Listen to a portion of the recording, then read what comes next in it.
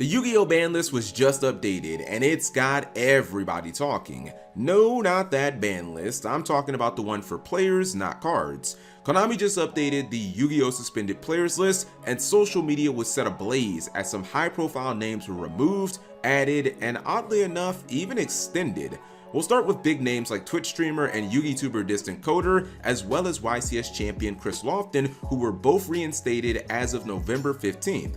To my knowledge, neither player was suspended for anything related to Yu-Gi-Oh gameplay, but rather punished for events related to social media happenings like criticizing Konami judges, and I guess you could just say petty, trivial YouTuber drama.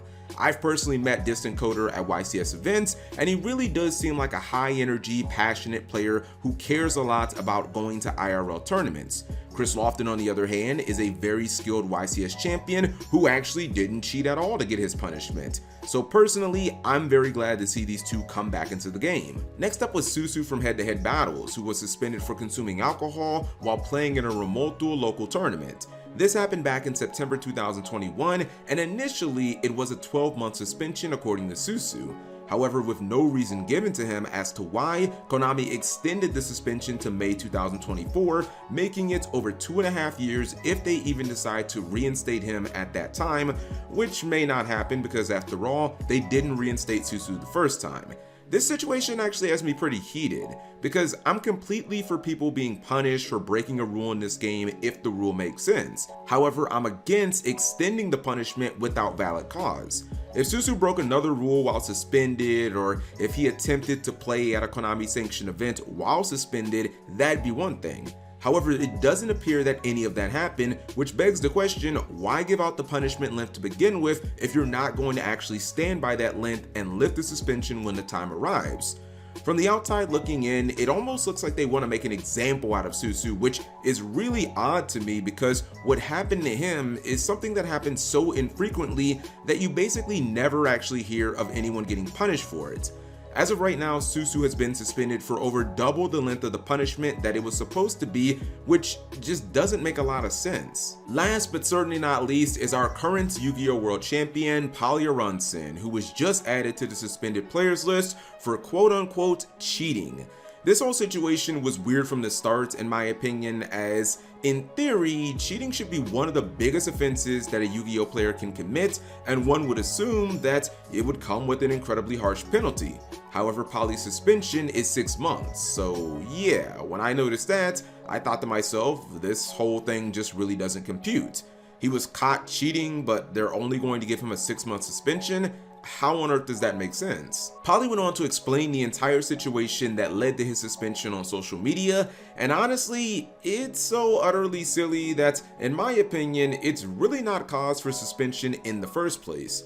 According to Palya, he entered a remote Duel regional, which, side note, I actually ended up playing in that same remote Duel regional, but Palya entered with a non-valid deck list. When he realized that his deck list wasn't valid, he dropped from the tournament and then re-registered with the corrected one, assuming that he would just receive a round 1 loss for late registration and that he would be able to play. Now, according to the Konami policy document, a duelist may not drop from a tournament and then re-register in an attempt to submit a new deck list. And for anyone who's unaware, once you submit your deck list online, whether it be for a YCS, a regional, or a remote Duel regional, it is 100% final and you cannot make any changes to it or retract it, which I actually think is a really stupid rule, but you know, it is what it is. The entire situation with Palya is not only unfortunate, but I also think it's kind of egregious on Konami's part. Palya obviously shouldn't be given any special treatment just because he's the active Yu-Gi-Oh World Champion and a 2-time YCS winner in regards to following the rules. But with that said, I don't think that Palya deserved a suspension at all, and I'd feel that way for basically any other Yu-Gi-Oh player who was in the same situation. Obviously, when someone breaks the rules in Yu-Gi-Oh, there has to be some level of punishment, even if it's just a warning or a game loss. And Konami did disqualify Palya from the tournament, so there was a level of punishment. But in my opinion, to go further beyond that and full on suspend him for an additional 6 months, that requires intent. Do you actually believe that Palya entered the tournament twice in an attempt to gain some type of unfair advantage? Especially after you just ask him, hey Palya, why did you enter twice? And he straight up tells you that he accidentally submitted an illegal deck list and he didn't want to get in trouble. I think that most reasonable people watching this video would consider that a valid answer and take the player at their word, especially if the player doesn't have any history of foul play or previous suspensions. This is why I say that my opinion isn't exclusive to Poly and would apply to basically anyone, because let's be real here, what's more likely? That a player just screwed up their deck list and re-entered because they still want to play in the tournament, or that there's something nefarious going on and that they want to switch decks or something crazy like that?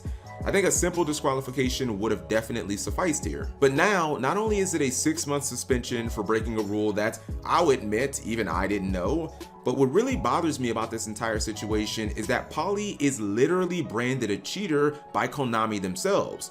This is because Konami really only uses 2 classifications for their quote-unquote reason section: unsupporting conduct severe, which can be anything from harassment of another duelist, selling cards on a venue site, whatever the heck Stevie Blunder did to get banned for like 10 years, fighting, etc., or unsupporting conduct cheating, which apparently doesn't actually even mean cheating anymore. Again, it's just my opinion, but I don't believe that Poly actually cheated. Some will debate whether or not cheating requires intent, but what he did with registering twice actually has nothing to do with Yu-Gi-Oh gameplay at all. Obviously he broke a rule, but why not simply list the reason as something like minor policy violation? Then the community would know that it had nothing to do with actual dueling and it wouldn't affect his reputation. Because over the years, there have been numerous YCS champions who have been suspended, some are even suspended right now, with the reason listed as quote-unquote cheating. And that's an issue because now we know how absolutely ambiguous Konami is when they're using that term. If someone, maybe for instance a YCS champion, were to put Sword Soul tokens on the top of their extra deck in an attempt to make their opponent believe that they're playing Sword Soul, when in actuality they're playing maybe something like Branded Despia, is that actually cheating, or is that simply breaking a Konami policy? Maybe you can say that they're one and the same, but for me, if I was suspending a player just for that, or I was disciplining them, I would have a hard time labeling them as a straight up cheater, when instead I could just note that they broke a Konami policy. I think Konami should take like 20 minutes and just add 5 different classifications to the reason section of suspensions so that players don't have their reputations needlessly tarnished, because our current system of explaining what they actually did wrong is clearly very flawed. But in the end, I want to know what you thought of this entire situation. Leave that in the comment section below.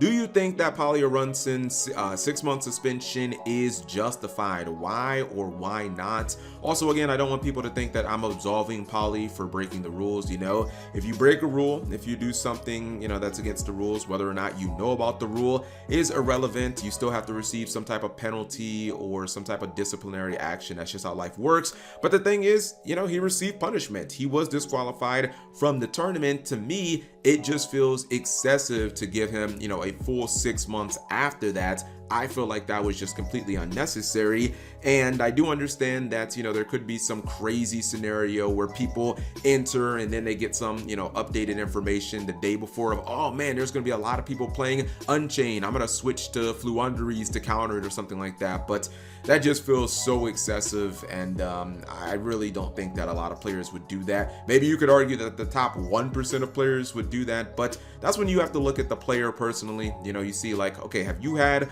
a whole bunch of disciplinary action? You've never been suspended, you've never been a person who's in trouble. Okay, we'll take your word for it. If it happens again, then we'll have to, you know, address it or something like that. But I think that this was just a little much. Anyways, thank you guys for watching as always.